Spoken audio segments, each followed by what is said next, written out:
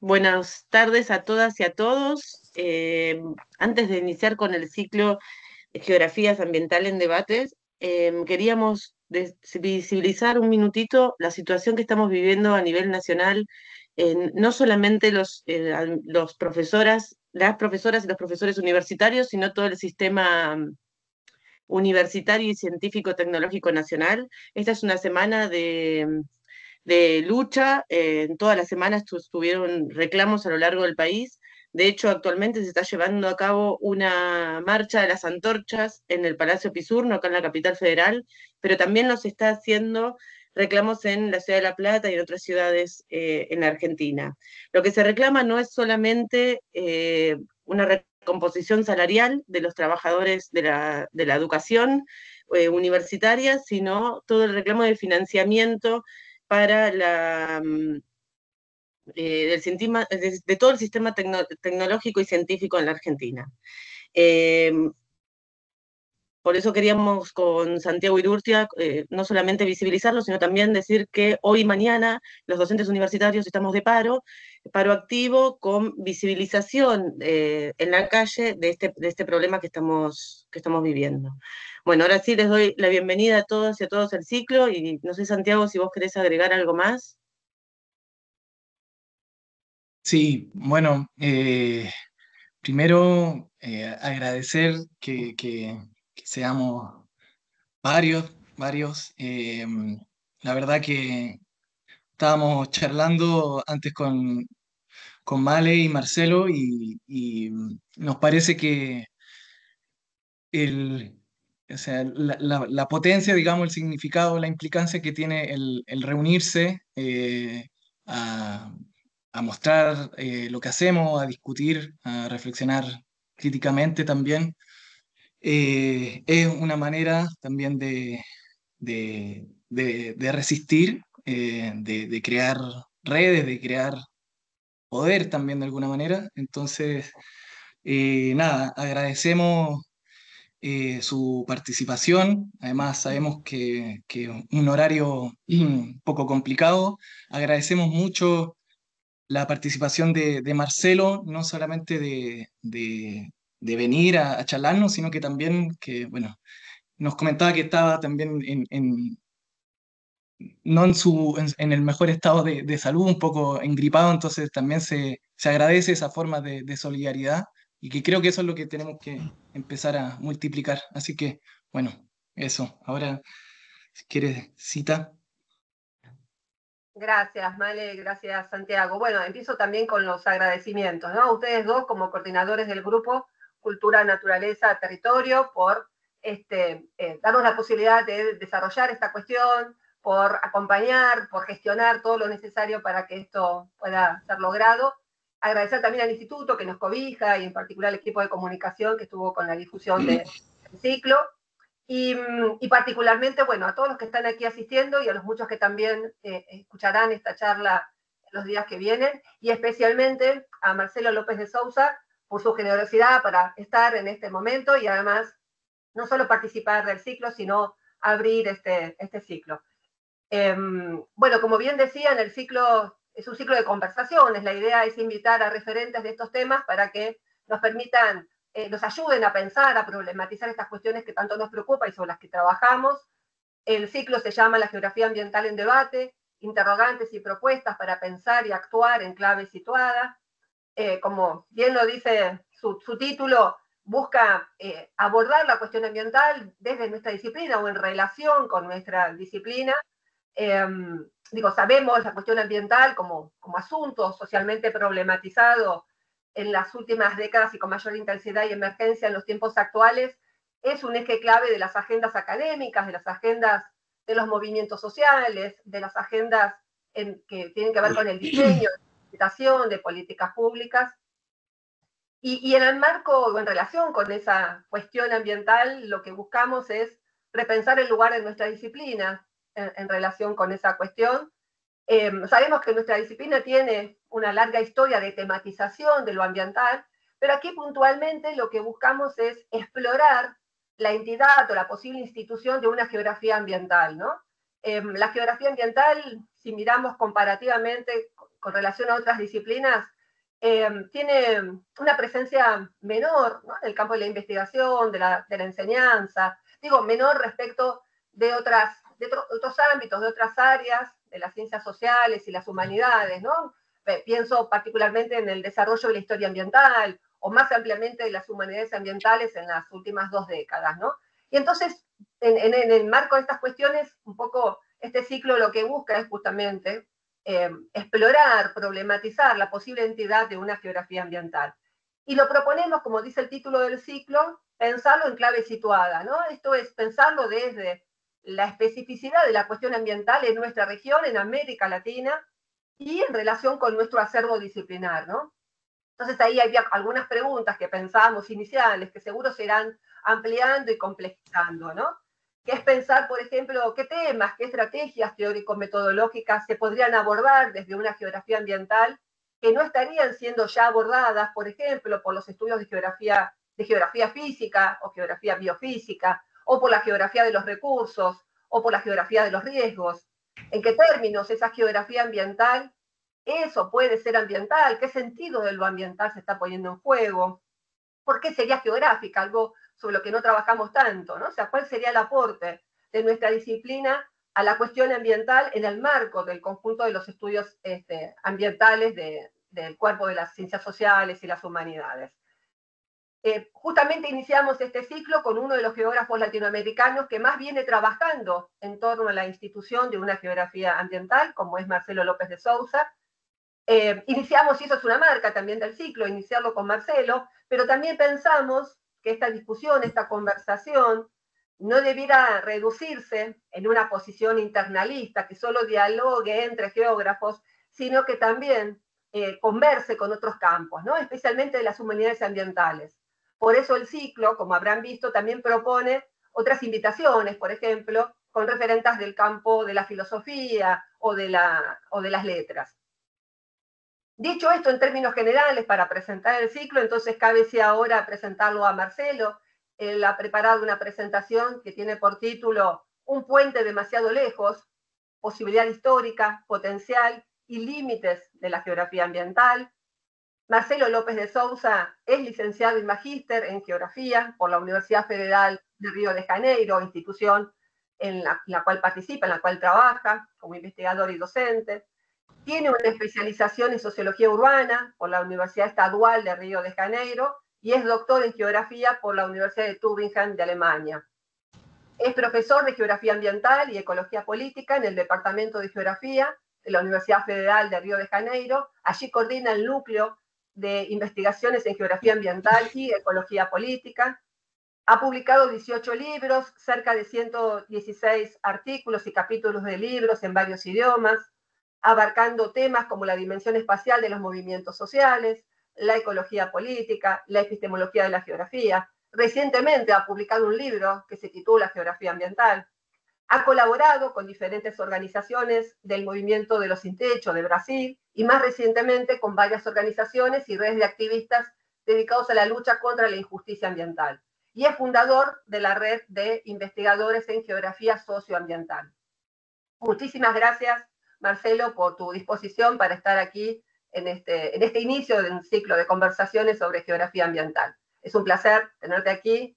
Bienvenido y te escuchamos. Gracias a ustedes. Hola, amigas, amigos, amigues. Antes de todo, y sobre todo, mi solidaridad total con los colegas y amigos de Argentina en este momento muy difícil, que tiene que ver con tiempos de tiniebla, de oscuridad en el planeta, en el mundo. Y en Brasil, la derecha muy probablemente va a regresar en las próximas elecciones, de manera que los desafíos, los problemas, las amenazas son muy comunes. A ver, buenas noches.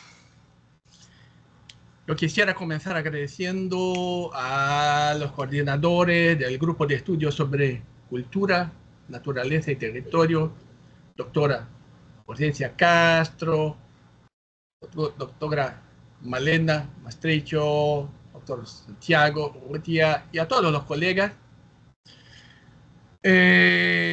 por invitarme a estar con ustedes hoy. Y bueno, por supuesto que me disculpo por mi malísimo español. Espero que lo que diga sea suficiente, por lo menos suficientemente comprensible, ya que el estilo será pésimo. También pido disculpas por leer gran parte de mi presentación, porque si yo intento improvisar en castellano me tomaría el doble de tiempo. Bueno, ahora intentaré de compartir la pantalla. No estoy acostumbrado con Teams, sino que con Google Meet, pero a ver, pantalla. Pantalla. Momentito. Todavía no. ¿Dónde está?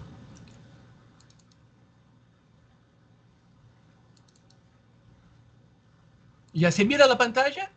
¿O todavía no? Se está viendo tus archivos, ahí vemos que está, ahí se está abriendo ahora, sí. Ahora, sí. Sí, podrías ponerlo en pantalla completa, ahí está, perfecto. ¿Perfecto? Ok. El título de mi presentación es Un puente demasiado lejos. Posibilidad histórica, potencial y límites de la geografía ambiental. ¿Por qué un puente demasiado lejos? Así que empezaré explicando la broma que me llevó a este título. Una de mis aficiones en la adolescencia era leer sobre historia militar y siempre he tenido, lo siento, una debilidad por las películas de guerra. Una de mis películas favoritas es Un puente demasiado lejos, una película de 1977 que trata sobre la Operación Market Garden, una operación aliada en septiembre de 1944 en la Holanda ocupada por los alemanes. El objetivo era capturar varios puentes. La operación fue un desastre, principalmente por su mala ejecución, pero también por la férrea resistencia alemana. Al final, los aliados lograron su objetivo, pero a un coste muy elevado. Por lo tanto, un puente demasiado lejos, entre comillas, significa un objetivo difícil de alcanzar, difícil de lograr. En mi conferencia hablaré sobre la dificultad de alcanzar un objetivo. Construir un puente entre la investigación geobiofísica y la investigación socioespacial, después de generaciones de malentendidos mutuos entre las ciencias naturales y las ciencias sociales. La geografía en su conjunto tenía su imagen asociada a este puente, al menos hasta la década de los 60. De los 70 a los 90, el puente fue dinamitado por quienes creían que este objetivo era demasiado ambicioso, demasiado costoso o incluso inútil o innecesario. En otras palabras, el puente sería demasiado lejano. Sin embargo, desde la década del 2000, no sé cómo se dice eso en castellano, en portugués, la década de los 2000, muchos de nosotros hemos vuelto a valorar el puente, no necesariamente como un objetivo de la geografía en su conjunto, sino más modestamente como parte de sus tareas. Esta parte es lo que llamamos geografía ambiental. Mis colegas del grupo de estudios sobre cultura, naturaleza y territorio de la UBA me asignaron una tarea: discutir una serie de preguntas que habían formulado. Antes de abordarlas, permítame contextualizar mi presentación.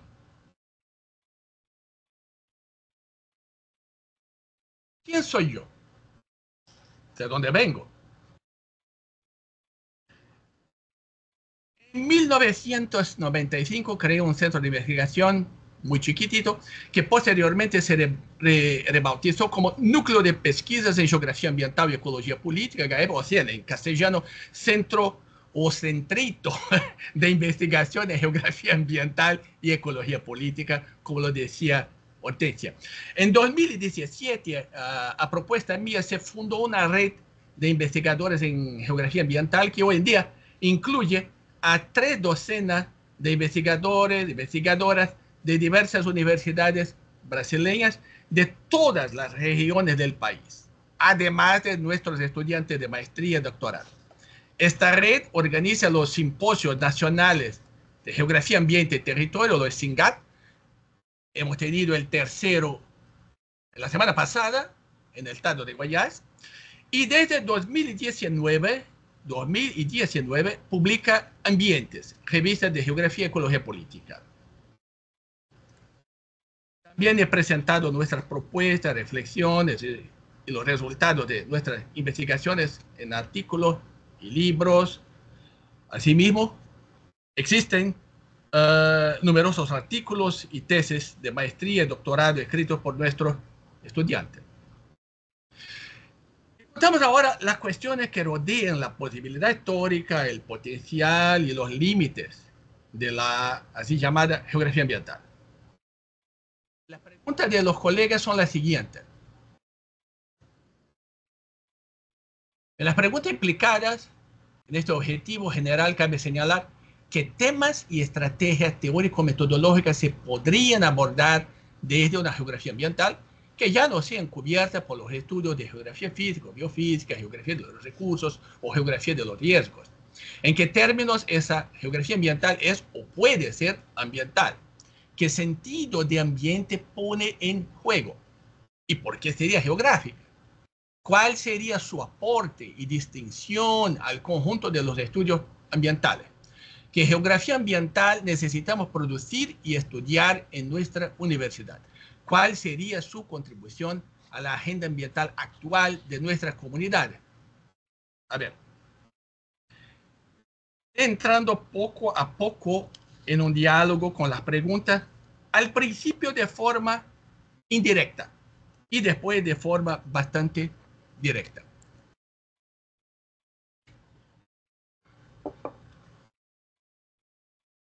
En primer lugar, aclaremos que por ambiente, entre comillas, no me refiero a lo que popularmente se denomina el medio ambiente, que suele entenderse en el sentido común y también en las instituciones estatales y hasta mismo en la universidad como una naturaleza de la que la sociedad no forma parte o de alguna manera no forma parte integral, densa, plena. En Brasil, por ejemplo, el Ministerio de Medio Ambiente, Ministerio do Meio Ambiente, y la legislación ambiental han tenido históricamente enormes dificultades para considerar a las poblaciones que habiten los territorios y que forman parte del ambiente integral. La hermosa ilustración que les muestro de una artista estadounidense sirve quizás como punto de partida. Para muchos, la parte inferior derecha representaría el medio ambiente o la naturaleza, mientras que la parte superior izquierda representaría la sociedad, vista como lo artificial, lo no natural, entre comillas. Sin embargo, las cosas no son tan sencillas y la realidad desafía los clichés. La naturaleza que aparece allí es un parque urbano, con gente, con lluvia ácida, con territorializaciones y todo tipo de presencia humana. Los edificios que aparecen en la parte superior izquierda, por su parte, siguen siendo también naturaleza, porque se forman islas de calor, y se producen muchos procesos físicos, químicos, biológicos. Pasemos a otras imágenes, quizás más elocuentes. Muchos insisten, por ejemplo, en considerar la Amazonía como el máximo ejemplo de naturaleza, olvidando que esta naturaleza ha estado cada vez más llena de sociedad. Durante miles de años, muchas capas de ocupación humana, incluida la producción de un suelo antropogénico muy fértil, que es la terra preta de índio, o en castellano literalmente suelo negro de indígena, innumerables procesos de territorialización y desterritorialización, los efectos de la deforestación que afectan incluso al régimen hídrico sudamericano y global. Por otro lado, muchos insisten en considerar una metrópoli, en este caso San Pablo, como puramente artificial, olvidando que ese espacio socialmente producido está lleno de naturaleza, islas de calor, deslizamiento de tierra, inundaciones, fauna urbana, flora urbana, meteorización, etcétera, etcétera, etcétera. Visitemos el mundo griego antiguo por algunos minutitos. Los antiguos griegos distinguían entre physis, de donde proviene nuestra palabra física, y nomos, que podemos traducir de forma muy amplia, no solo como leyes, sino que como convenciones sociales. En otras palabras, physis se refería a aquello que no depende de la agencia, de la acción, de la agencia humana para existir, y nomos a aquello que es esencialmente creación humana, creación social. Esto puede parecer muy cartesiano, y de hecho el mundo nos obliga cada vez más a considerar hibridaciones y entrelazamientos cada vez más complejos entre physis y nomos. Esta distinción aún tendría algún nivel de validez, algún nivel de utilidad o no. Bueno, para los positivistas, no. El nomos puede y debe investigarse con las mismas herramientas que las ciencias naturales utilizan para investigar la physis. Para los construccionistas sociales radicales, la distinción es prácticamente irrelevante en la práctica, pues no les interesa mucho la dimensión objetiva de la supuesta realidad. De hecho, objetividad, entre comillas, es un término prácticamente tabú. Lo que importa es la construcción social de la realidad y sus múltiples narrativas. Para algunos contemporáneos, nomos y physis se habrían fusionado hasta tal punto que ya no tendría sentido siquiera hablar de naturaleza y de sociedad, pues todo sería híbrido. Mantener una distinción entre physis y nomos adolecería, por lo tanto, de una especie de pecado original cartesiano, y deberíamos esforzarnos por superar cualquier dicotomía, cualquier pensamiento dualista. Bueno, por mi parte, estoy convencido de que el desafío es aún mayor de lo que nos gustaría quizás imaginar. El dualismo no debe confundirse con la dialéctica. De hecho, la dialéctica es una idea que va mucho más allá del marxismo y que tampoco surgió con Hegel.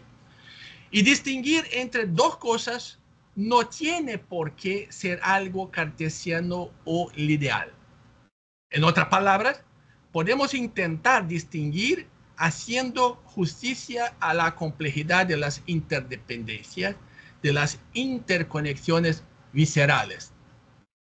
De hecho, en todas las escalas, siempre de una manera esencialmente compleja, que relativiza constantemente los límites entre conceptos y entre partes supuestamente concretas de la supuesta realidad. Digo supuesta porque lo que proviene del sujeto y lo que proviene del objeto se entrecruzan constantemente.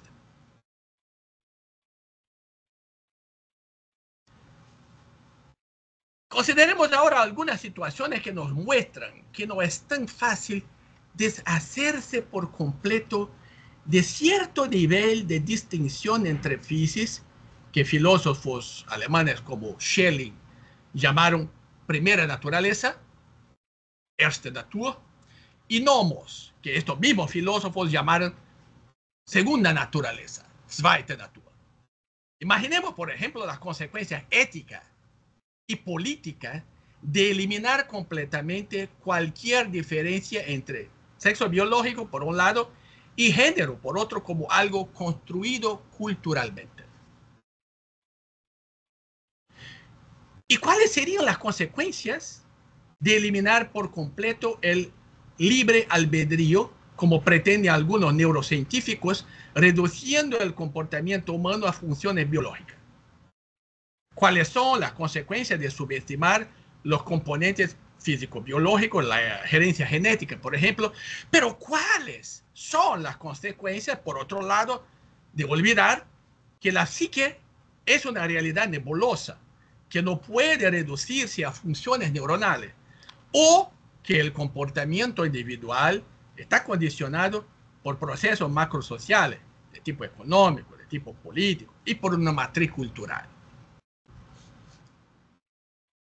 Y ya que hablamos de genética, la ingeniería genética, cada vez más amenazante, nos muestra la necesidad tanto de interconexión como de distinguir lo que se crea socialmente y lo que no.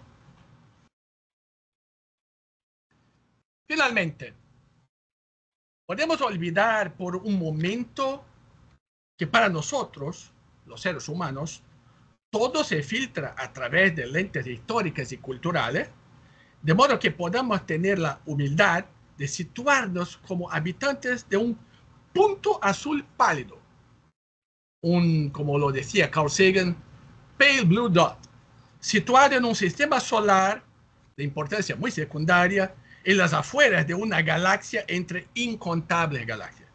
En otras palabras, podemos suspender nuestro antropocentrismo epistémico por un momentito y aceptar que no somos más que polvo cósmico. Todo eso tiene que ver con la decisión de aceptar o no que existen diferencias epistemológicas y por consiguiente metodológicas entre el estudio de una colmena, por ejemplo, y el estudio de la producción social del espacio en una metrópoli, una gran ciudad, por ejemplo. ¿Qué riesgos corremos si creemos que no existen distinciones relevantes, ni epistemológicas ni metodológicas? Por otro lado, distinguir sería sinónimo de separar. ¿Son las cosas distintas necesariamente incompatibles o rivales?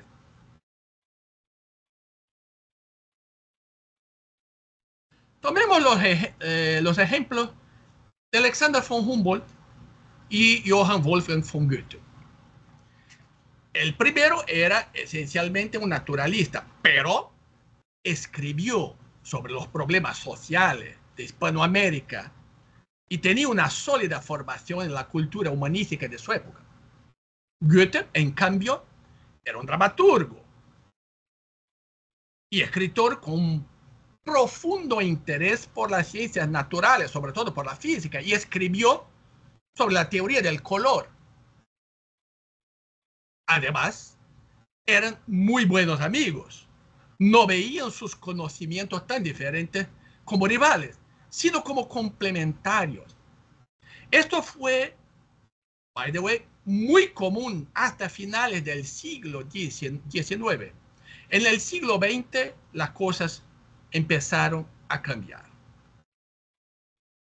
Charles Percy Snow, físico y al mismo tiempo poeta y escritor, una combinación muy interesante, lamentó a mediados del siglo XX lo que llamó las dos culturas, the two cultures, las ciencias naturales y las humanidades, humanities, cada vez más separadas entre sí. Desde los años 70, Edgar Morin, nuestro querido Edgar Morin, que sigue vivísimo con más de 100 años de edad, trabaja por una reconexión entre los aspectos físicos, químicos, biológicos y antroposociales, y su obra maestra, El método, la méthode, es una oda a las conexiones que revelan la complejidad del mundo tal como lo percibimos. Existen elementos de sabiduría y pistas muy interesantes. No estoy seguro si se dice pistas en castellano, pistas, pero quizás con otro sentido. Bueno, elementos de sabiduría y pistas muy interesantes que han existido desde hace mucho tiempo, incluso en la geografía misma. Por ejemplo, cuando Élisée Reclus enfatiza en su obra maestra, El hombre y la tierra, que la humanidad es la naturaleza tomando conciencia de sí misma. La frase puede parecer simple, pero contiene todo un programa epistémico de dialéctica entre distinción y conexión. Distinción y conexión.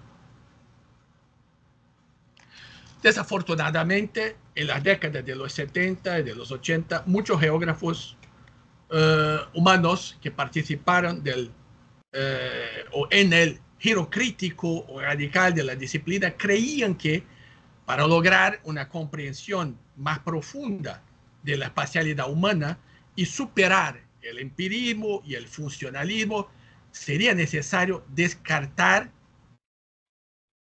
o desechar, no estoy seguro, todo conocimiento geobiofísico, como si el conocimiento geomorfológico, pedológico, climatológico, etcétera, fuera innecesario, un peso muerto.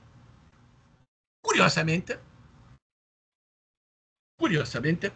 como bien demostró Alfred Schmidt, él pertenecía a la segunda generación de la Escuela de Frankfurt, en su admirable libro El concepto de naturaleza en la obra de Karl Marx, hay una traducción muy buena al español.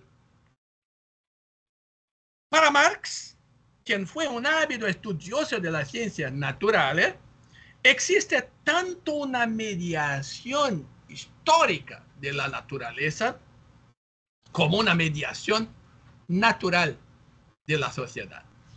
Ya incluso el joven Marx, de los manuscritos económicos filosóficos de 1844. Muchos hemos olvidado el segundo aspecto y nos hemos centrado únicamente en el primero. Lo que Marx llamó el metabolismo social, y que para mayor claridad podemos quizás llamar metabolismo ecológico social, sugiere una interrelación de procesos físicos, químicos, biológicos y sociales. La transformación de la primera naturaleza en segunda naturaleza es todo esto a la vez. Por otro lado, ¿qué ocurre si no distinguimos entre procesos naturogénicos y antropogénicos? Un momentito.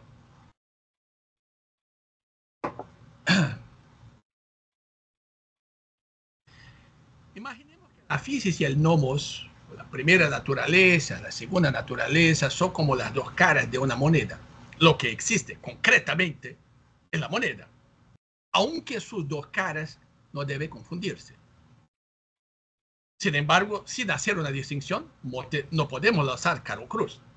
Del mismo modo, sin distinguir entre lo que depende de la agencia humana, de la acción humana, para existir, y lo que no, ¿cómo podemos asignar responsabilidades? Esa es una cuestión ética y política esencial, no solo intelectual, no solo científica, no solo filosófica, sino que quizás, sobre todo, ética y política. Un terremoto, por ejemplo, es naturogénico. Una tragedia, como la de Fukushima, a pesar de tener un terremoto y un tsunami como desencadenantes iniciales, expuso con mucha claridad los problemas sociales y socioespaciales, incluso en un país considerado ejemplar en términos de seguridad como Japón. Una tragedia como la de Bhopal, India, en 1984. Yo era entonces un joven estudiante de geografía. La tragedia de Bhopal, resultado de las acciones criminales de la multinacional Union Carbide, en la que murieron más de 2.000 personas, 2.200 y pico personas, y docenas de miles de enfermos y heridos, a causa de una fuga de gas, es un desastre completamente antropogénico. Aunque necesitamos conocimiento de química y biología para comprender los daños causados por el gas de isocianato de metilo que se escapó de esa fábrica de pesticidas. En cuanto a las inundaciones y deslizamientos de tierra, los detonantes pueden ser las fuertes lluvias y también es necesario comprender las condiciones geobiofísicas como el grado de pendiente, la cobertura del suelo y el patrón de drenaje.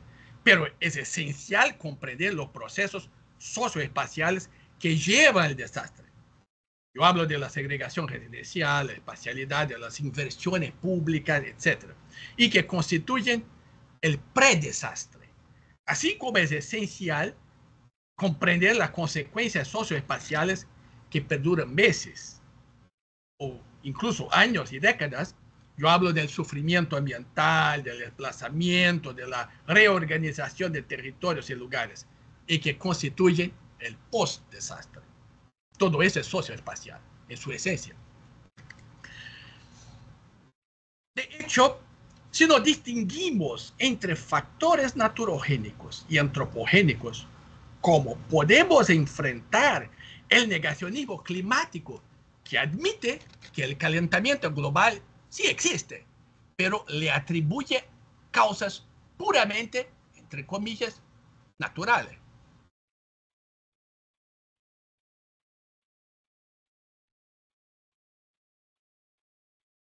Por fin tengo un diálogo más directo con las preguntas que me hacen mis estimadísimos colegas de la UBA. La geografía ambiental sería física, sería humana. Bueno, ¿por qué tendríamos que elegir entre estas opciones? ¿Por qué no identificarla con un espacio epistémico de encuentro, un diálogo que da lugar a la construcción de objetos de conocimiento híbridos, esencialmente, fundamentalmente, densamente, complejamente híbridos? Un espacio epistémico de encuentro. ¿Sería la geografía ambiental una nueva rama, un nuevo territorio epistemológico dentro de la geografía? Ya sea por razones intelectuales o, entre comillas, diplomáticas, no me parece un camino muy fructífero. Lo importante no es de dónde se viene, investigación urbana o geomorfológica, rural o climatológica, etc., sino a dónde se quiere llegar. Integrar el conocimiento sobre la base del diálogo y la cooperación, respetando las diferencias y la riqueza epistemológica y metodológica de la geografía. La geografía ambiental, desde mi punto de vista, es una perspectiva, es un enfoque, no es una rama. Buscar este diálogo intradisciplinario, epistemológicamente diverso, es casi un estado mental, un state of mind, una cuestión de convicción. Y geógrafos con experiencias muy distintas, muy diversas, pueden y deben participar en él. Claro, pero no sería la geografía en sí misma una ciencia ambiental en su conjunto, Es una cuestión legítima, considerando la imagen clásica de la geografía. Apoyar esta afirmación sería quizás ignorar el hecho de que muchísimos estudios geográficos no enfatizan explícitamente el metabolismo ecológico social, que es la base del concepto de ambiente. La investigación en geografía electoral, por ejemplo, o sobre identidad de barrio, identidad regional, no necesitan dialogar con el conocimiento geobiofísico, al menos no directa ni explícitamente. Al igual que el estudio de los paleoambientes, por ejemplo, del Cretácico, no encontrará probablemente, o por seguro, ninguna utilidad en un diálogo con los estudios sobre los procesos de producción social del espacio. Esto difiere, por ejemplo, de una etnogeomorfología y la etnopedología, o de la geomorfología urbana, o de la climatología urbana, en las que este diálogo debería sí considerarse fundamental.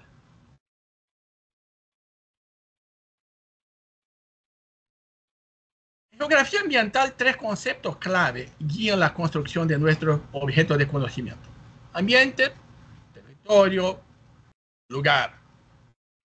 Si bien el concepto de ambiente particularmente importante, los otros dos no nos ayudan a ir más allá de la materialidad misma, incluida la materialidad social, para abarcar las dimensiones del poder, de la cultura, del simbolismo. Relaciones entre estos conceptos no son triviales, son muy complejas, muy difíciles. En parte porque cada uno de esos conceptos tiene su propia historia de complejos debates y controversias. Ese esquema gráfico puede quizás ser útil, siempre que se tome como un simple punto de partida, un puntito de partida y no más. Ese esquema y los demás que yo utilizo en esta charla se encuentran en trabajos que yo puedo enviarles a ustedes más adelante si les interesa. En varios trabajos, especialmente en estos 2 libros, yo he buscado reflexionar sobre estas relaciones de complementariedad teórico-conceptual. Reflexionar sobre todo esto es intelectualmente estimulante, pero la importancia de este ejercicio y en última instancia, la importancia de la perspectiva de la geografía ambiental es política. Ayudar a los geógrafos a participar en ciertos debates públicos como protagonistas y no solo como actores secundarios o quizás como extras. ¿De qué debates públicos hablo? Hablo yo. Daré ejemplos brasileños. Perdón por eso, pero son los que yo conozco mejor. Incluso son los que en los cuales yo estoy en la calidad de activista, en algunos casos personalmente involucrado. Pero son ejemplos brasileños que seguramente tienen sus equivalentes en otros países. Las amenazas de desmantelar, no sé si esto es desmantelar en castellano, desmantelar el proceso de licencias ambientales para beneficiar a las grandes empresas. Eso es lo que estamos viviendo en este exacto momentito. Es un escándalo, es una lucha, es una pelea en el contexto de una coyuntura política que formalmente no es de extrema derecha. Se puede analizar muy bien la dificultad de la cosa. Los cambios en los marcos legales del saneamiento, que también implican procesos para abordar la escasez del agua, la aprobación de un nuevo código forestal en 2012 que representó un retroceso dramático en términos de protección ambiental, en términos de todo. El problema del neoextractivismo, y sus consecuencias, sus implicaciones, múltiples implicaciones, en todas las escalas, local, regional, nacional y por supuesto global, los debates sobre justicia climática y justicia ambiental en términos más amplios, las premisas e implicaciones del aumento del uso de pesticidas. Brasil es campeón en términos de utilización escandalosamente exagerada de pesticidas, que es una cuestión inseparable del modelo del agribusiness, del agronegocio. Todos estos temas son profundamente geográficos y en casi todos ellos los geógrafos han tenido poca visibilidad pública. ¿Por qué? Vuelvo ahora a las preguntas formuladas por mis colegas de la UBA, que justifica la geografía ambiental si ya tenemos la geografía física, la geografía de los recursos y la geografía de los riesgos, por ejemplo. La geografía ambiental debe ser, por un lado, muy modesta y muy cautelosa. Ella tiene la vocación de ser un puente, y para no ser un puente demasiado lejano, los geógrafos deben reconocerla no como una competidora de la geografía urbana, de la geografía rural, de la geomorfología, de la climatología, de la geografía política, de la biogeografía, etc., sino como un espacio epistémico de encuentro. Cada uno de nosotros, al salir de su zona de confort, puede esforzarse por buscar datos, información y diálogo teórico-conceptual en el trabajo, en las publicaciones, en el trabajo publicado de colegas con trayectorias diferentes. Yo lo llamaría hibridismo débil. En mi centrito de investigación lo hemos hecho, pero sabemos que esto tiene límites. Y por ello siempre hemos buscado la cooperación con colegas con otras trayectorias profesionales, cooperación personal, directa. Esto sería un hibridismo fuerte, que a veces es la única posibilidad de verdaderamente tener un diálogo con densidad. En cualquier caso, siempre es estimulante y muy desafiador, muy desafiante. Es un ejercicio socrático constante para darnos cuenta de que sabíamos mucho menos de lo que imaginábamos. Al mismo tiempo, la geografía ambiental va más allá de apartados temáticos específicos, por muy estructurantes que sean, por ejemplo, los riesgos.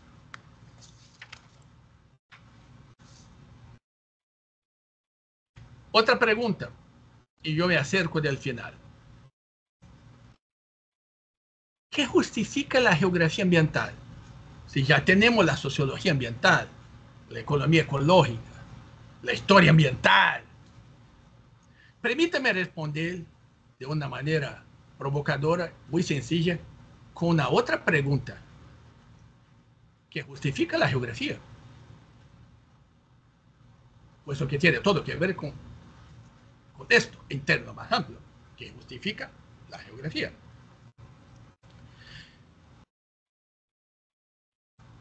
Todo eso nos lleva a una otra pregunta, una que yo siempre me he hecho. ¿Es posible construir una geografía ambiental? ¿O será que tras décadas de fragmentación interna, el puente ha quedado, de hecho, demasiado lejos? Mi respuesta es optimista. Lo que es quizás un poquito raro en mi caso, puesto que a pesar de brasileño, yo no soy en general muy optimista. Hay un chiste polaco que dice, un pesimista es un realista bien informado. Pero, ok, voy a ser optimista. Yo me obligo a una cierta dosis de optimismo. Mi respuesta, por lo tanto, es optimista. Al menos a primera vista. Ajá, al menos a primera vista. Indudablemente. Podemos tomar como ejemplos los numerosos artículos publicados por docenas y docenas y docenas, casi ya centenares de colegas en la revista Ambientes, que de diferentes maneras giran en torno a la construcción de objetos de conocimiento híbridos. Y para terminar, y mi voz ya está casi desapareciendo. ¿Dónde están mis pastillitas? ¿Será fácil esta construcción de una geografía ambiental? No, por supuesto que no. Eso es muy claro. Es difícil, especialmente por el legado de desencuentros, fragmentación y malentendidos, y la necesidad de salir de la propia zona de confort. Ese es un desafío muy grande. Pero para algunos, o quizás para muchos, tender puentes entre las dos orillas del río no es un proyecto intelectual trivial, pero tampoco imposible. La coherencia de este proyecto debe debatirse a la luz de los resultados obtenidos en el marco de numerosos proyectos de investigación, publicaciones. Hay ya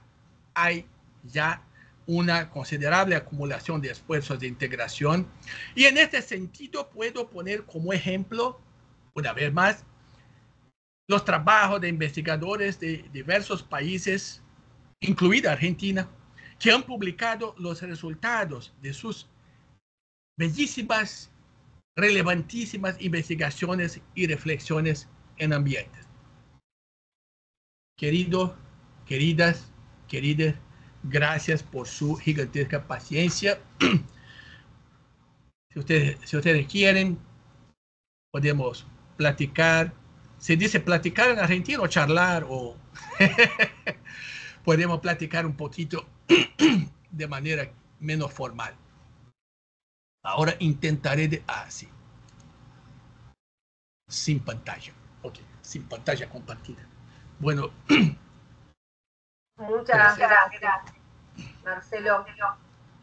Y sobre todo, muchas gracias por el esfuerzo que sabemos que estás haciendo. A los que ingresaron después les avisamos, está con una gripe, con unos grados de fiebre, así que sostuviste muy bien toda la presentación a pesar de ese estado.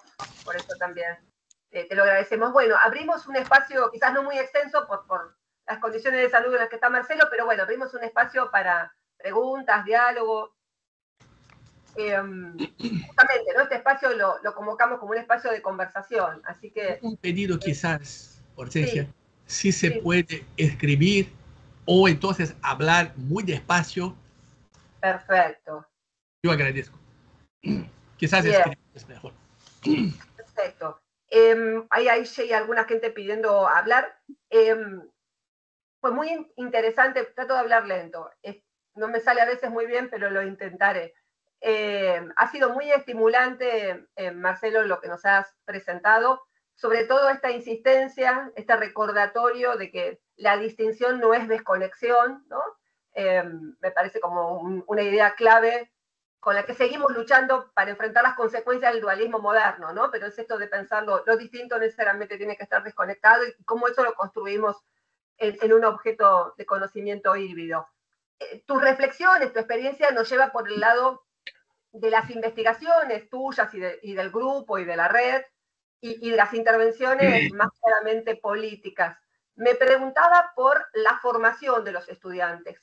¿Cómo tramitar este proyecto en el marco del pregrado o el posgrado, ¿no? ¿Cómo hacer geografía ambiental pensando en la enseñanza de los estudiantes? Carlos, ¿vos querías intervenir? ¿Querés escribirlo? O Carlos Reborati es una de las manos que veo levantada. No sé, ¿te parece hacemos unas cuantas preguntas en continuado y luego vos tomarás la palabra, Marcelo, y las vas respondiendo? ¿Te parece? hacemos una ronda de preguntas y luego Sí, las respuestas. sí, sí. ¿Parece? Bueno, Bien. quizás tres, o dos o tres. Dale. Carlos, querías intervenir, sí. Sí, ¿se escucha bien? Sí. Perfecto. No, es una pequeña reflexión. Yo, cuando empecé a escuchar esa palabra geografía ambiental, yo dije, esto es como hablar de medicina médica, ¿no? O sea que para mí siempre la geografía fue geografía ambiental. Para los que estudiamos las cosas mezcladas que siempre ha hecho una parte de la geografía. O sea, Marcelo se refirió a la vieja, ya antigua y desaparecida, discusión sobre la geografía física y geografía humana, que fue de alguna manera solucionada o, digamos, mejorada por un montón de trabajos, empezando por Worcester, Cronon, Leff, Galopin, diría yo incluso, ¿no es cierto? O sea, yo creo que Marcelo López está haciéndose una pregunta cuando dice si es posible construir una geografía ambiental. Yo le diría, con mucha modestia, que ya fue construida hace mucho. Él se refirió a Reclus. Reclus hacía geografía ambiental. O sea, yo creo que estamos hablando de cosas como en paralelo. Y me gustaría alguna, digamos, aclaración de Marcelo sobre ese tema.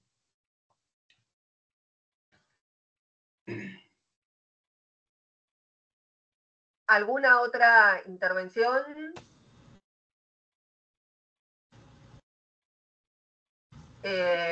Bill Oliveira. De paso, Bill, agradecerte. Él es quien ha diseñado las imágenes y ha diseñado los flyers, que justamente han sido los materiales de difusión de todo el ciclo y de la presentación de Marcelo. Gracias, Will. Y te doy la palabra. Olá, bueno, de nada, é com gusto que hago estes folhetos, flyers e, bueno, Marcelo, eu sou também brasileiro, eu sou de Minas Gerais e há 7 anos que vivo na Argentina, assim que estamos nessa dessa geografia internacional, não? Que é sempre fundamental. Eu tenho 2 questões. A primeira, eu como mineiro, não sou de Minas Gerais, um estado do interior brasileiro. Nós outros em Minas temos, sobretudo eu que estou muito cerca de Ouro Preto, temos muito encucado, como decimos em Brasil, uma ideia de progresso que está muito vinculada a literalmente devorar a nossas montanhas. De hecho, Minas Gerais, o topônimo Minas Gerais se deriva disso. Eu queria escutar-te dentro dessa geografia ambiental, ou dessa geografia que é por excelência, por natureza ambiental. Como pensar na ideia de progresso? Que para mim a grande discussão política, ideológica, se dá nesse tema, o tema do progresso. O que é o progresso? E uma outra questão que também me gostaria de escutar-te é acerca da ancestralidade neste novo cenário que se arma para nós outros. Eu tive uma classe, cursei um seminário com Verônica Holman e Perla Zuzman, que veio que está acá, e me acordo de um vídeo, agora não me acordo exatamente o nome, não sei se era La Canoa e la Serpiente, La Canoa e la Flecha, mas não importa. Era um vídeo que tinha a narração de Ailton Krenak, que conhecemos como um grande ativista brasileiro, e que também nos hace repensar nosso papel eurocêntrico, não? Occidentalizados em nossa relação com a natureza, não? Como se fosse algo externo a nós outros. E por isso todo o tema do patrimônio, da domesticação, etc. Assim que isso, ancestralidade nestas novas geografias ou geografias ambientais que estão surgindo e a ideia de progresso. Obrigado. Bien, Marcelo, ¿te parece conversar sobre estas ideas que te han planteado?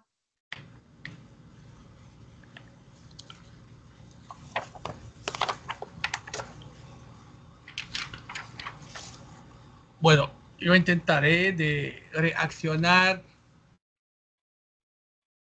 a aunque sin tiempo para refletir sobre las cuestiones, intentaré de hacerlo y por supuesto voy a hablar muy despacio. Hortensia me pregunta sobre la cuestión de la formación de los estudiantes en el pregrado. A mí me gustaría tener tiempo para exponer, haciendo referencia a procesos de debate, de discusión que estamos teniendo a varias escalas.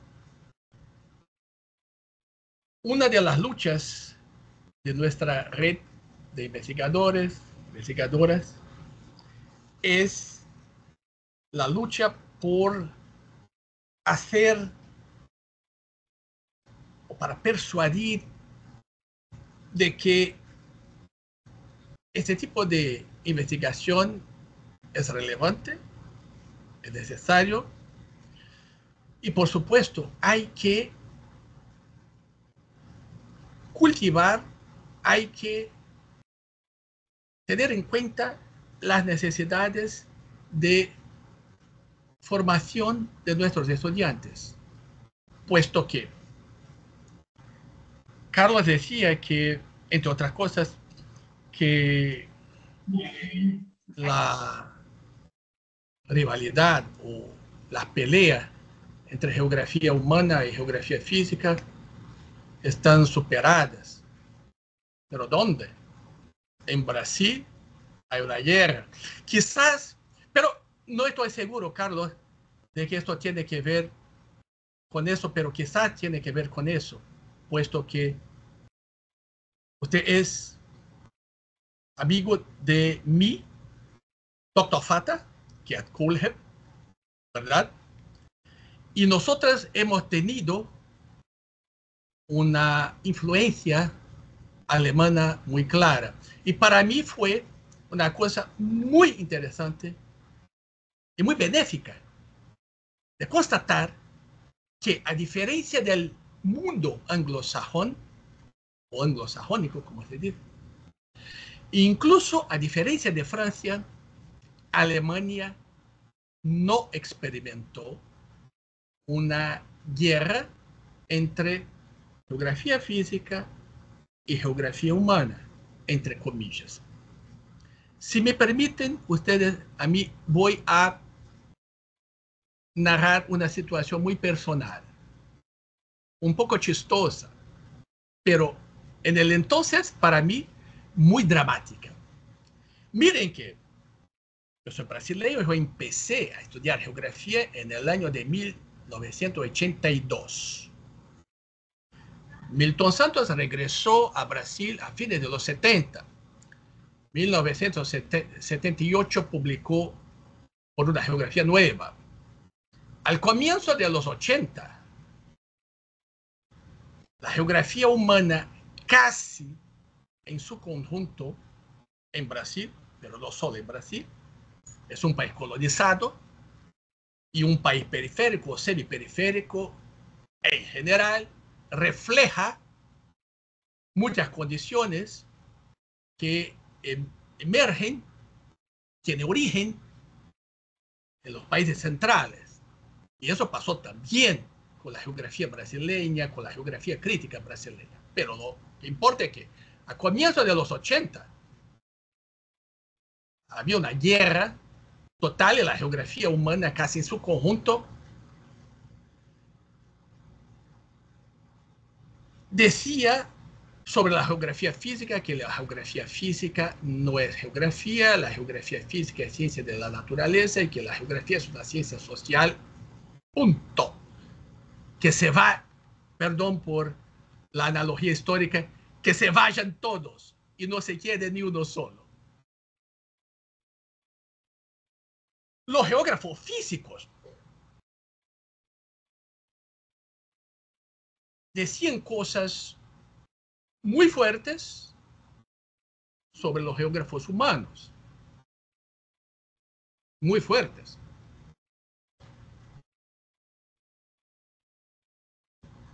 Bueno, yo, entre comillas, nací académicamente en este contexto. Yo tenía una amistad con un geógrafo clásico, entre comillas, de la vieja guardia, the old guard, muy amigo de Gerd Kohlhepp, un geógrafo brasileño que fue discípulo de Leo Weibel, Orlando Valverde, mi maestro, muy centralmente mi maestro. De manera que esta guerra, para mí, sonía tonta, sonía destructiva, sonía autosabotadora, sonía suicida. Pero mi formación ocurrió en el contexto de esta guerra, o como se dice en Brasil, de este Fla-Flu, o Boca en contra de River, una guerra total. Llegué a Alemania para empezar con mi doctorado en 1989. El año siguiente me fue informado que en Alemania los doctorantes de geografía humana hacen exámenes orales, incluso en geografía física. En alemán, por supuesto. Hoy día es posible de doctorarse en Alemania en inglés, pero hace 30 y pico años no. Hay que aprender el alemán. Yo protesté, pero yo estoy trabajando sobre la cuestión urbana y esas cosas. Exámenes orales en geografía física. No, me voy, regreso a mi casa, o me voy a Inglaterra. ¿Qué hago yo? Un dilema. Pero al final me quedé y empecé a estudiar geografía física con 20, 25 años de edad. Y una cosa muy interesante. Mis clases en Brasil de geomorfología a veces eran muy buenas, pero clases de geomorfología muy cuadraditas. Las clases de climatología a veces muy buenas, pero muy cuadraditas. Muy poca climatología urbana, por ejemplo. Nada sobre ecoestrés. Y empecé a conocer a trabajos de geomorfólogos alemanes, biogeógrafos alemanes, por ejemplo, Karl Troll, un gigante, de lo cual no sabemos casi nada, puesto que la gran parte de su obra está en alemán y algunas cosas en inglés, pero casi nada en español y en portugués. Karl Troll, que en los años, a final de los años 30, comienzo de los años 40, ya hablaba de geoecología y de la ecología del paisaje. Landschaft, de hecho, no es paisaje, es otra cosa, mucho más densa, mucho más compleja, pero yo empecé a conocer una geografía física que yo no había jamás visto en Brasil. Una geografía física muy preocupada y muy informada sobre lo que hoy en día llamamos de procesos socioespaciales. Cosas fantásticas, cosas fantásticas. De manera que empecé a estudiar no más por una cuestión de obligación, tengo que hacerlo, sino que por una cuestión de convicción. Una cuestión de convicción. Cuando regresé a Brasil, mi interés, que ya venía de los 80 sobre ecología política, etc., ahora se mostraba, por así decirlo, más denso o más sólido gracias a esta experiencia en Alemania. Bueno, la geografía alemana hoy día no es más la misma, Pero esta experiencia fue muy interesante, incluso porque geógrafos agrarios y a veces incluso geógrafos urbanos, etcétera, tenían un interés, una formación, una capacidad de construir puentes. Una experiencia que yo no la conocía de Brasil, que yo no la conocía de la gran mayoría de los trabajos de los geógrafos anglosajónicos, etcétera, etcétera. ¿No? Bueno, regresé a Brasil y la historia de esta lucha por la Carlos tiene razón hasta cierto punto, es muy claro. La geografía ambiental tiene raíces muy antiguas, tan antigua como la geografía misma. Pero la cuestión misma de que estamos aquí debatiendo la reconstrucción, el reencuentro en nuestros países es muy probablemente un síntoma de que algo se dinamitó en los 80, en los 70, en los 80, en los 90, ¿no? Hoy día, 2025, en Río de Janeiro, en São Paulo, en Recife, en Belo Horizonte también, la separación permanece. Podría darles a ustedes centenares de ejemplos de esta lamentable separación, que es quizás hoy en día más, no estoy seguro, suave. No es verdad.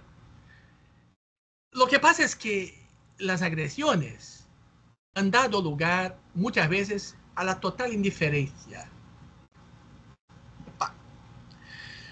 El intento de construir o de reconstruir sobre nuevos fundamentos, de una manera que no es la manera de la geografía clásica, que son otras cuestiones, otros fundamentos conceptuales, teóricos, pero que es una reconstrucción de la integralidad o de la posibilidad de la geografía de trabajar en conjunto, es una cosa muy difícil.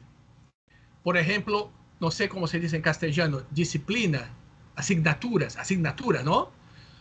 La geografía ambiental, por mi esfuerzo, es en la UFRJ una asignatura, pero no es obligatoria.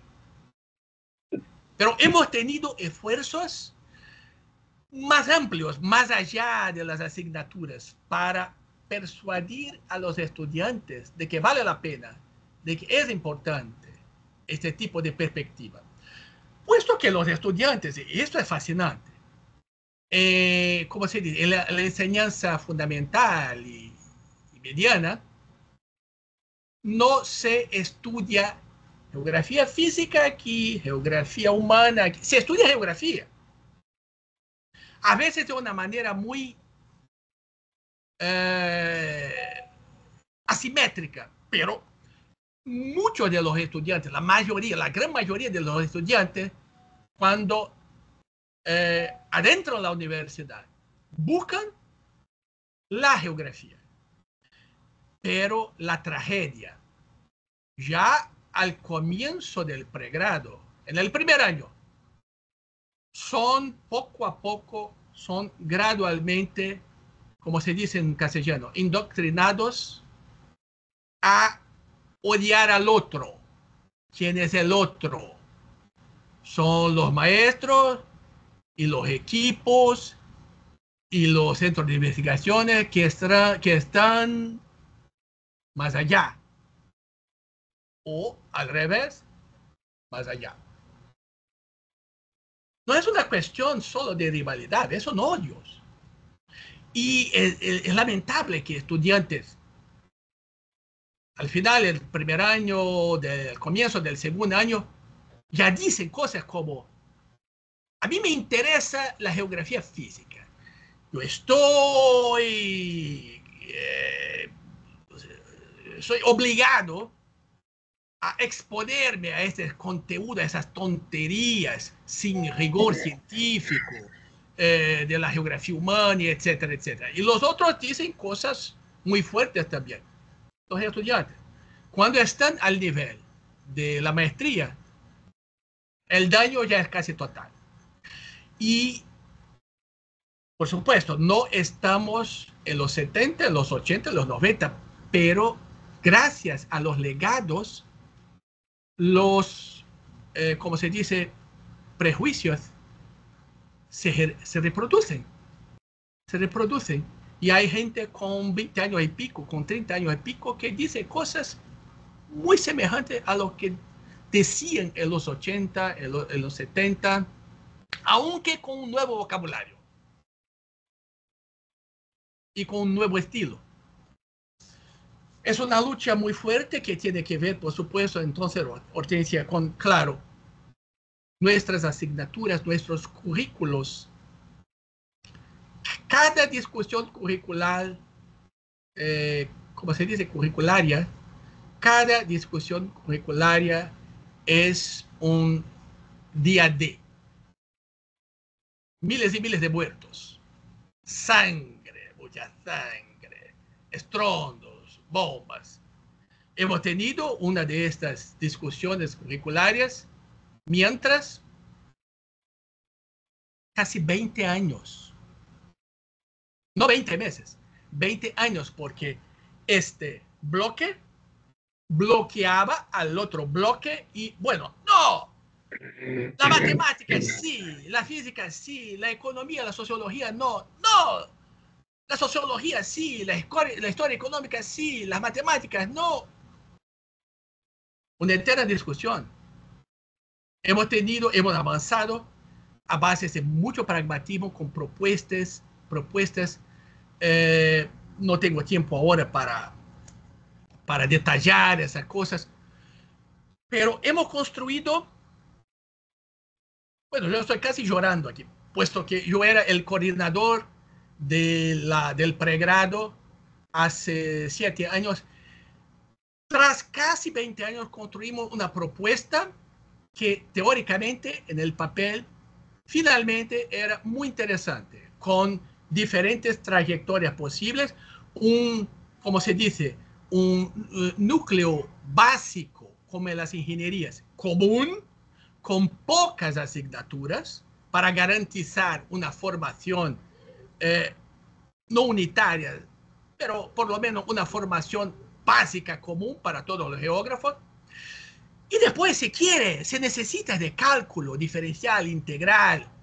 Vas a tener cálculo diferencial integral, se necesita de más antropología, sociología, vas a tener de acuerdo con tus trayectorias. Es una experiencia similar a lo que tenemos en la maestría, en el doctorado, etc.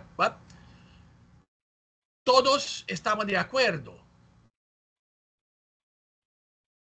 Muy rápidamente se empezó el sabotaje. Y lo que se finalmente concretizó de este nuevo currículo, que fue una cosa muy innovadora en términos de Brasil, fue quizás 40%. Esto nos da a nosotros la dimensión de la lucha, de la magnitud de las resistencias, de los prejuicios, de las zonas de confort, etcétera, etcétera, ¿no?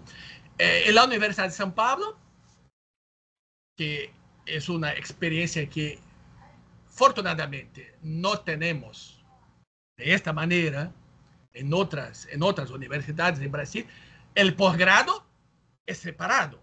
Hay el posgrado en geografía humana y el posgrado en geografía física, separado. En nuestro caso y en otros casos no. Pero hay gente que ha intentado de crear esta situación. La solución es la separación total. Esto sigue, por lo tanto, siendo una herida abierta, ¿no? La cuestión de Will, que son dos cuestiones, la idea de progreso, perdón, ya casi no puedo hablar,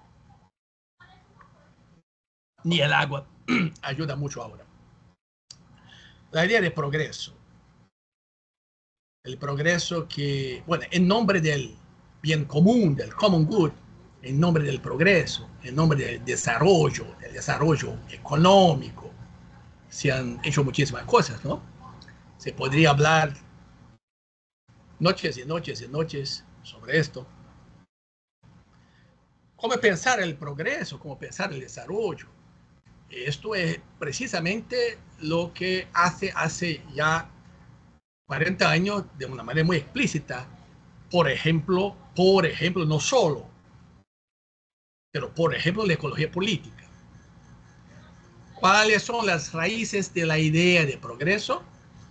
¿Cuáles son las raíces de la idea de desarrollo? ¿No? Y bueno, hemos tenido una historia muy compleja de críticas internas a la idea de desarrollo, ¿no?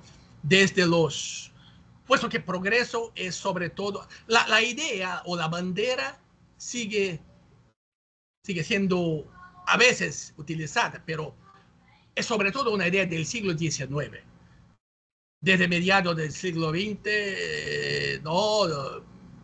De los 50, mediados del siglo XX, la idea clave es el desarrollo.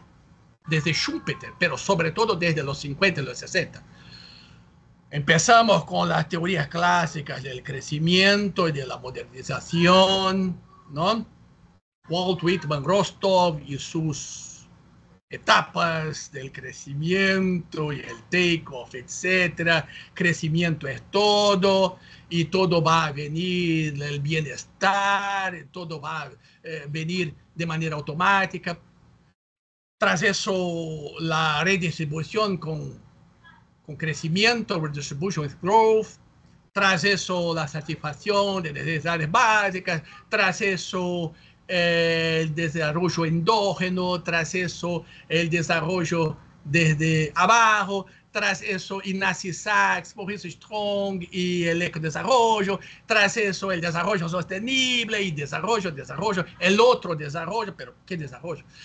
Miramos con facilidad que en general, en su esencia, son intentos de reformar una construcción eurocéntrica, pero no solo eurocéntrica, teleológica, economicista, muy autoritaria.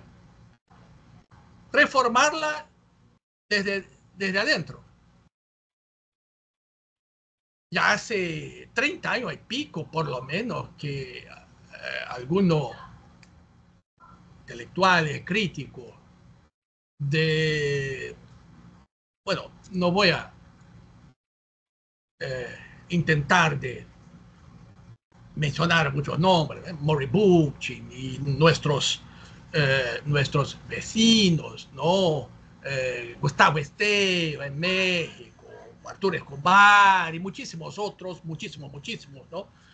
Con inclinaciones, motivaciones, estilos, contenidos, a veces muy diferentes, Gudinas y Papapá y Enrique Leff y centenares.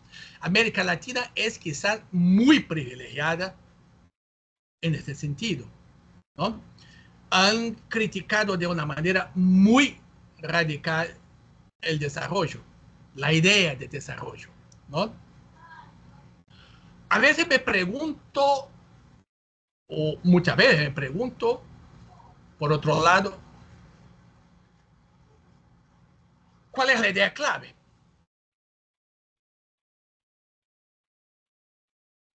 ¿Bien vivir? ¿Sumbacamaña? ¿Bien vivir? La cuestión es que todo es situado. El buen vivir en el alto, por supuesto que no puede ser el buen vivir en la periferia de San Pablo o en la cuenca de Matanza y Riachuelo, en el conurbano. El buen vivir en una comunidad de Michoacán no puede ser el buen vivir en la periferia de Río de Janeiro. Los desafíos, las cuestiones los agentes, los sujetos, los actores son muy diferentes, las cosmovisiones son mucho diferentes, muchísimo diferentes. A veces una idea muy buena y muy productiva y muy fecunda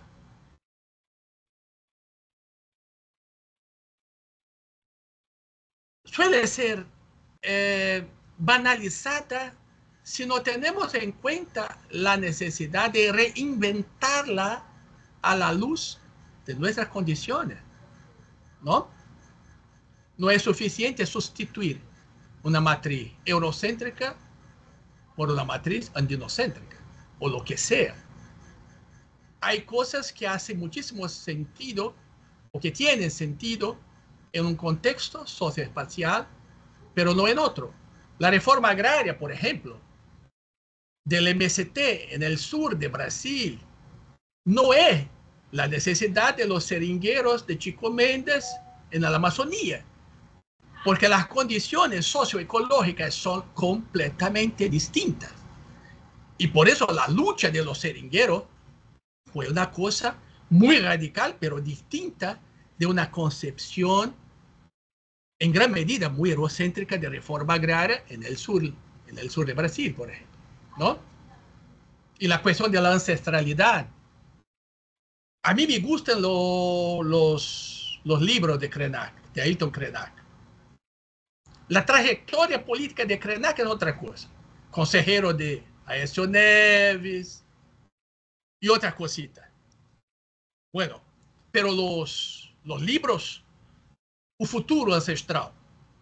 El futuro es ancestral, o debe ser, ¿no? La vida no es útil.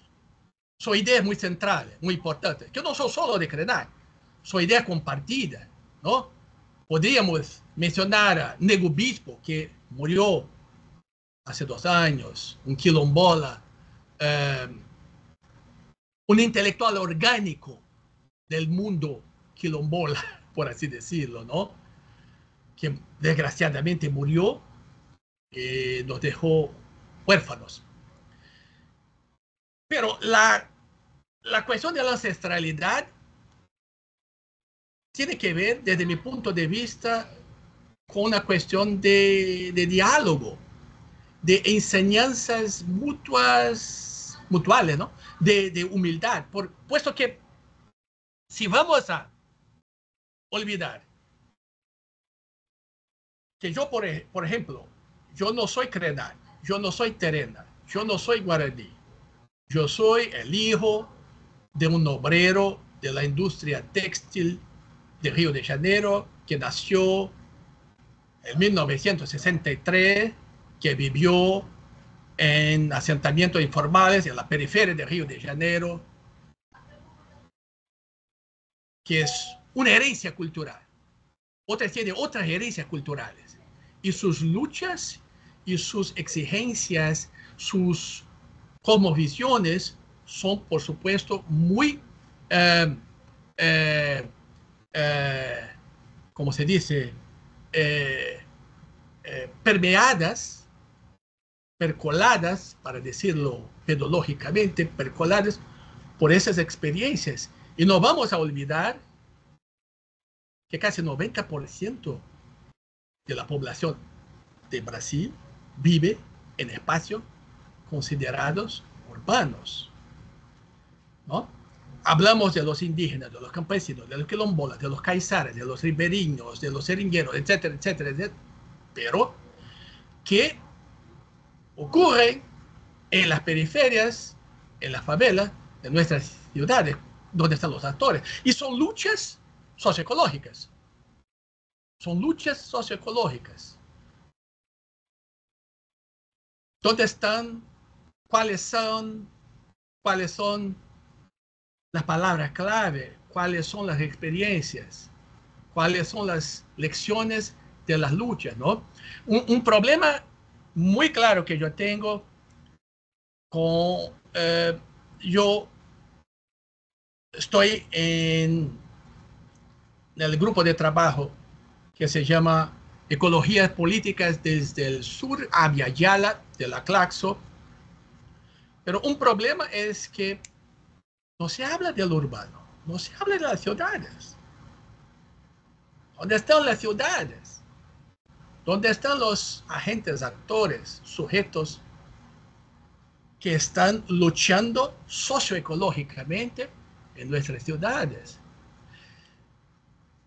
A mí me gustaría provocarles a ustedes con algunas cuestiones en este sentido, pero por una cuestión de prudencia y de salud no voy a hacerlo. Pero hay cuestiones muy fundamentales, puesto que en la academia muchísimas veces estamos escribiendo y hablando de cosas que en un momento específico son muy visibles y son moda.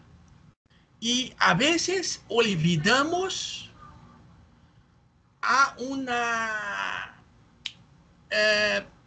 cantidad gigantesca de luchas, de experiencias, de problemas muy concretos que por variadas razones no están tan en boga en un momento específico. Las olvidamos.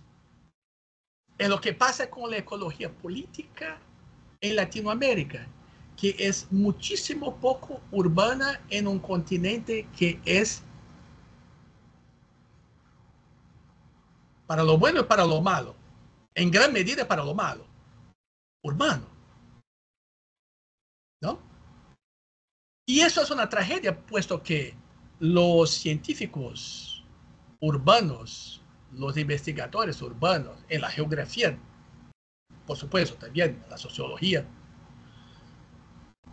sigue hablando de la revolución urbana, del derecho a la ciudad y mencionando a Henri Lefebvre a cada 2 o 3 frases, como si solo existiera al urbano.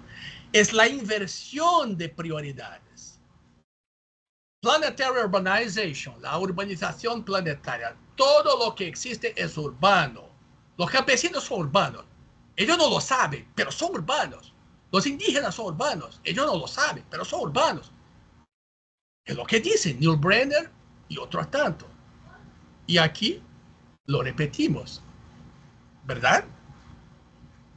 Invisibilizamos, silenciamos, invisibilizamos a miles de luchas, miles de actores, de sujetos históricos, en miles de espacios.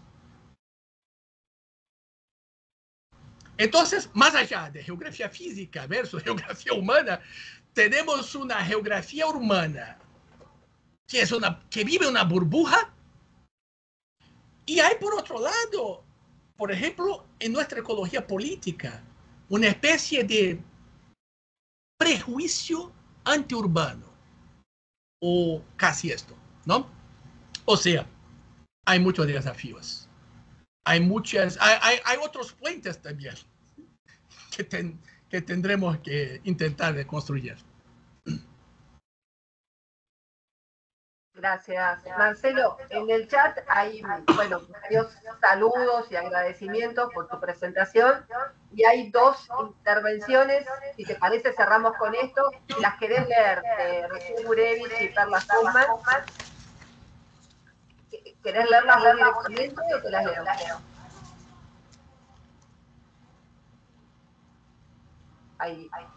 Hay una de Raquel Gurevich que te pide si podrías, y si hay tiempo, y sobre todo si tenés voz para poder seguir hablando, si podrías ampliar la idea que planteaste acerca de que la geografía ambiental es un enfoque, una perspectiva y no una rama de la geografía.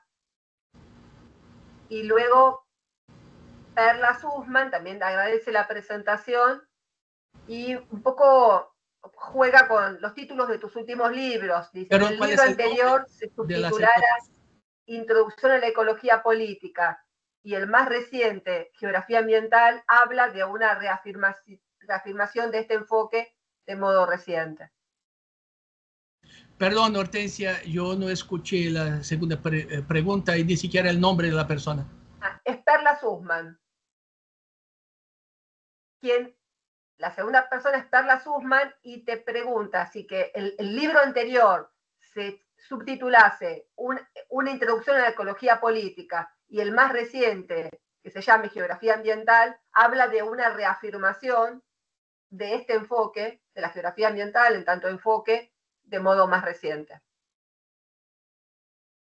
No sé si, Pablo, interpreté lo que quisiste preguntar. Está buenísimo. Y bueno, yo creo que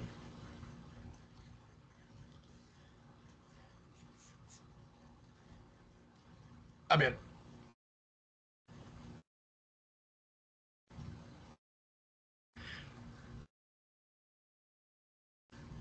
a mí me gustaría evitar un malentendido. Yo no tengo una preocupación exagerada con la diplomacia. Pero la diplomacia... Hortensia se ríe. Pero la cuestión diplomática, por así decirlo, es una clave interesante, incluso en términos heurísticos, en términos pedagógicos. Puesto que yo me di cuenta muy temprano de que una de las resistencias a la idea de una geografía ambiental tenía que ver con una cuestión de identidad muy importante para muchísimos de mis colegas. Pero no, yo soy geógrafo rural, yo soy climatólogo, geografía ambiental, pero no. Y la cuestión es que intelectualmente, epistemológicamente, sino que incluso en términos diplomáticos, ¿cuál es la necesidad de que vamos a afirmar un nuevo territorio epistémico?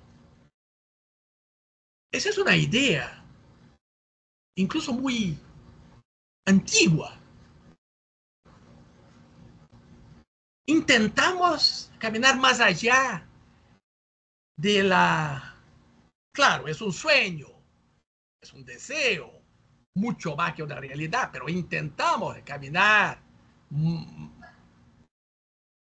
rumbo a más allá de la interdisciplinaridad, rumbo a una transdisciplinaridad, o como lo decía Máximo Guaini, una adisciplinaridad. Como lo decía Pierre Monbeig, yo estudio la historia y crecientemente no consigo distinguirla de la geografía. Claro, esto es una butad, pero es una butad muy interesante. El tiempo y el espacio son inseparables, ¿no? Dialogamos todo el tiempo con sociólogos, incluso con sociólogos ambientales, con ecofilósofos, con los antropólogos, con economistas ecológicos. Y afortunadamente, tras décadas de poco interés por la historia, por lo menos en Brasil, estamos hablando muchísimo con los historiadores ambientales, con los historiadores en general, pero de manera muy clara, con José Augusto Pádua, Arthur Sofiati, y por supuesto Warren Dean y muchísimos otros. La historia ambiental es muy curioso. Ellos siempre beben en el fuente de la geografía. Ellos tienen muchísimo interés y una gran estima por los geógrafos, pero por lo menos en Brasil los geógrafos casi cesaron de dialogar con la historia, exceptuándose, por supuesto, una historia desde una mirada marxista, ¿no? La historiografía sistémica en el estilo de Wallerstein o en el contexto de los marcos del materialismo histórico en general. Pero aparte de eso, casi nada, muy poco. De manera que estos diálogos que nosotros cultivamos, que nosotros tenemos con colegas de otras disciplinas, otras ciencias, y que tenemos de una manera, a veces no es fácil, ese es un otro debate, pero un debate muy central. Tenemos también, intentamos de tener todo el tiempo con las diversas variadas capas de activismo y las luchas locales, regionales, el conocimiento vernacular, como lo dicen algunos antropólogos a la manera de Clifford Geertz, local knowledge. A mí no me gusta esa expresión, pero ¿no? De manera que proponer una geografía ambiental no como una rama que va a concurrir con otras ramas, es incluso una cuestión de dialogar en los marcos de la contemporaneidad. ¿Por qué una rama? ¿Por qué un territorio epistemológico, autónomo, con su banderita, con sus fronteras, con sus policías de frontera? Esto es geografía ambiental, o esto no lo es. Miramos todo el tiempo a estos intentos que son intentos muy tontos, casi siempre, ¿no? La geografía urbana, la geografía rural, por ejemplo, las relaciones campo-ciudad, los espacios agrícolas periurbanos, son temas que no están totalmente aquí ni totalmente aquí y que, por supuesto, por eso siguen siendo muy olvidados, ¿no? Pero en la geografía hemos tenido, y a veces esto es más fácil de buscar entre algunos geógrafos físicos, puesto que la geografía urbana, yo estoy en la geografía urbana, yo soy parte de ella, desde mis 19 años de edad. Pero la geografía urbana, que en un cierto sentido fue un fuente de quizás algunas de las más importantes innovaciones teóricas de la geografía en los 60, en los 70, en los 80. La geografía urbana hoy es muy provinciana. Dialoga muy poco con otra cosa. Y si yo miro a la climatología cultural,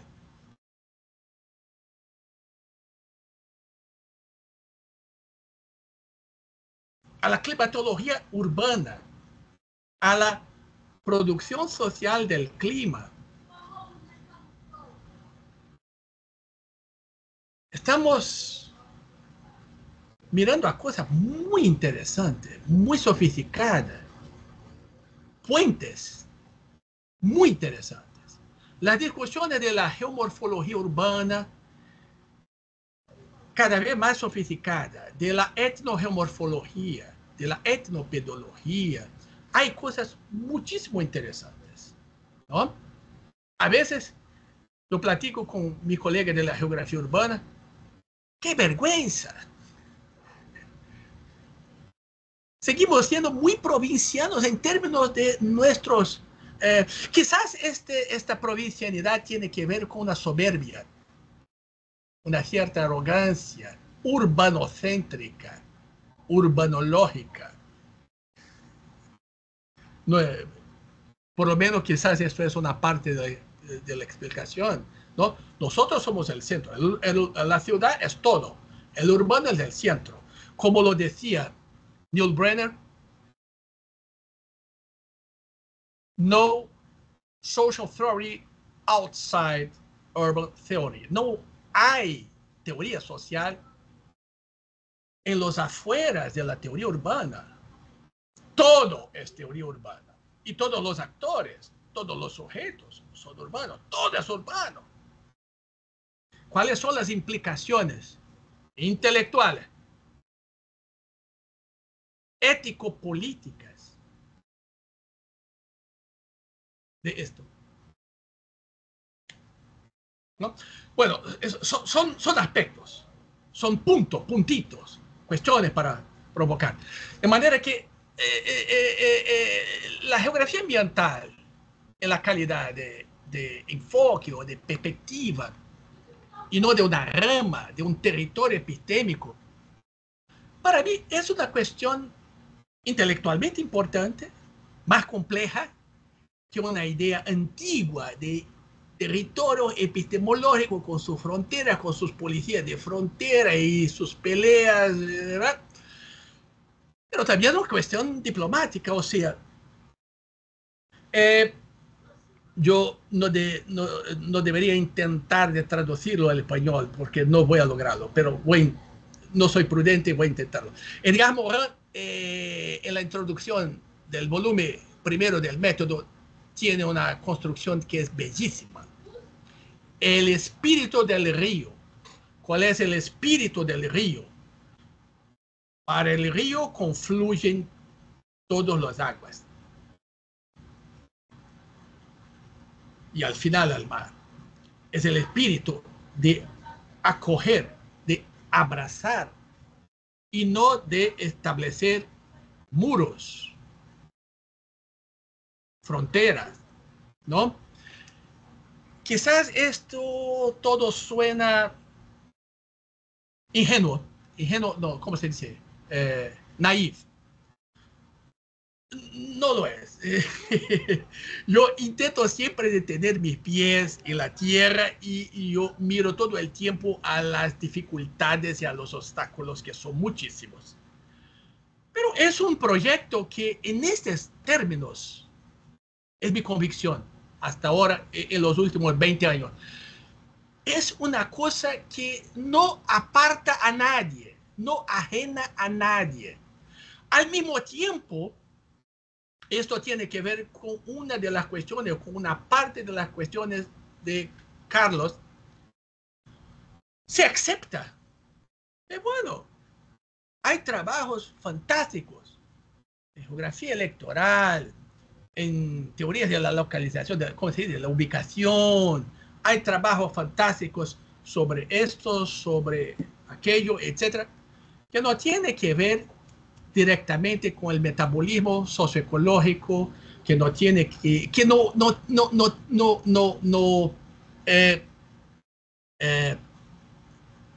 utilizan de una manera productiva una conceptualización ambiental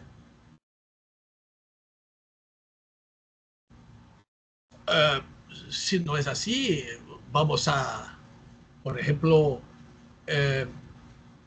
banalizar al ambiental, y al ambiental es todo, y es el espacio, y es todo. Entonces, todo aquello que es todo al mismo tiempo no es nada.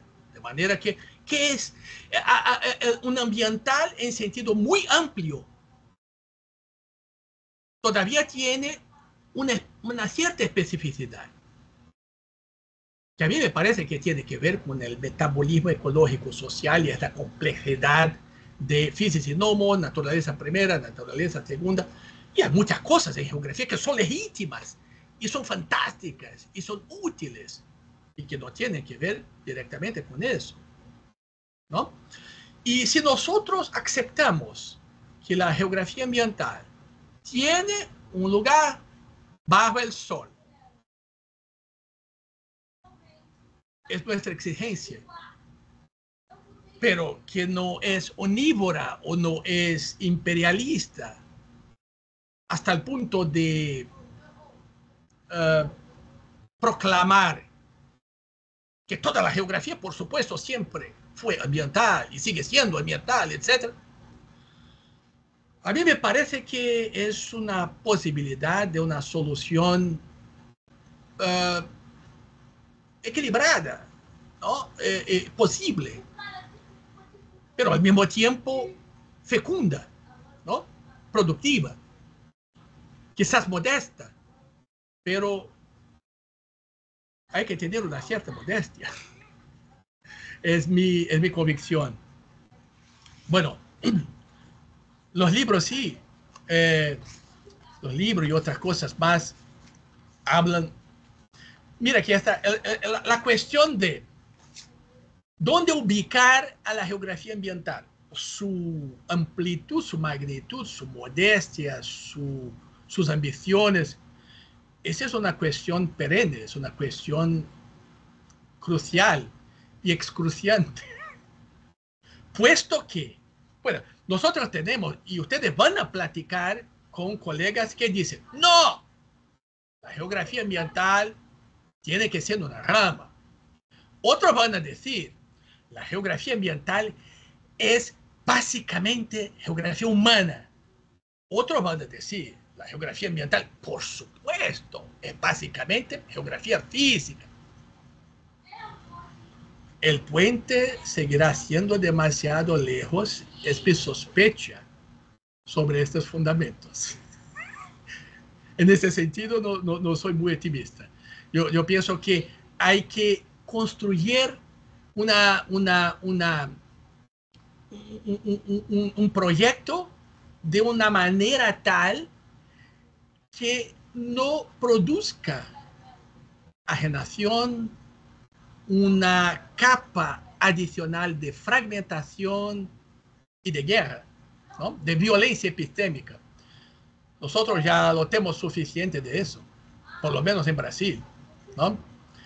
No estoy seguro, bueno, ustedes con certidumbre conocen varios aspectos de lo que pasa aquí y, bueno, hay algunos muchísimo dramáticos, incluso en la geografía, ¿no?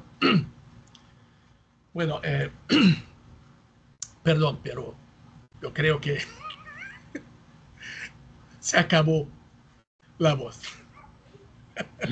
Muchas gracias, Y se Marcelo. acabó. Muchas gracias. Perdón, te hicimos hablar 2 horas casi prácticamente. Bueno, muchísimas gracias, Marcelo. No sé, también gracias a todos los y las asistentes que se sintieron de alguna manera invitados, convidados a esta conversación, a esta charla de Marcelo. Seguiremos en contacto. Esta presentación está siendo grabada, así que va a quedar disponible para los que no pudieron estar acá, pero también para muchos de nosotros volver a escucharla y seguir teniendo otras conversaciones en torno a estos temas. No sé, Male, Santi, si quieren cerrar ustedes. No, bueno, agradecer mucho la exposición de Marcelo. Y por ahí queríamos, y a todos los presentes, ¿no? Que estuvieron acompañándonos, a este chiquitín también de Francisco, que está por ahí. Eh, por ahí, no sé, Santi, si querés que recordemos las próximas actividades. Tenemos Sí, para que se puedan sumar. Dale. ¿se escucha? Sí. Sí. Bueno, gracias de nuevo, Marcelo, ahí dando todo lo que pudo el cuerpo. Muchas gracias. Eh, Divino todo. Primero, para la próxima semana ya tenemos agendada una actividad que va a ser un ciclo de cine-debate en torno a cuestiones bueno, que tienen que ver con el paisaje, digamos, conceptos geográficos, pero vistos y discutidos desde el cine. Y va a ser el próximo jueves, 3 de julio, a las 4 de la tarde en Puan, en el auditorio de nuevo edificio Bonifacio, para que también vayan. Sabemos que son fechas complicadas por vacaciones, pero esperamos que también poder encontrarnos ahí en la lógica que veníamos conversando creemos que son estos momentos los que también nos tienen que reunir y crear, digamos, potencia de eso, del encuentro. Y bueno, los próximos charlas, creo que, no sé si los tenés ahí vos, Male, o igual también de paso los comunicamos por mail, no sé, también pienso por Marcelo que lo tenemos ahí. Estás muteada igual, Male. Gracias por todo. Gracias. Male, ¿estás Mal, muteada? estás hablando, estás muteada. Perdón, perdón. El viernes 29 de agosto a las 18 horas, el grupo Colectiva Materia, que va a estar Noelia Billy charlando con nosotros. Así que estaría bueno si nos podemos volver a encontrar. Eso. Vamos a difundir igual por el instituto y las redes sociales, no sé, les va a llegar la información. Bueno, sí, dicho esto, así que nada, podemos despedirnos, ¿no? No sé si alguien quiere decir algo más. Ahí también. Ah, bueno, el chat ahí también agradeciendo. Bueno, Por el chat también están agradeciendo especialmente a Marcelo por esta presentación que ha sido sumamente rica, estimulante, Marcelo. provocadora en muchos sentidos también, así que, y con las intervenciones más aún, así que nos dejan pensando en cómo seguir construyendo estas geografías ambientales y estos lazos, ¿no? Entre los dos académicos y políticos. Muchas gracias, Marcelo. Muchas gracias, Marcelo, y a todos aquí presentes. Nos Muchas vemos la gracias. próxima semana.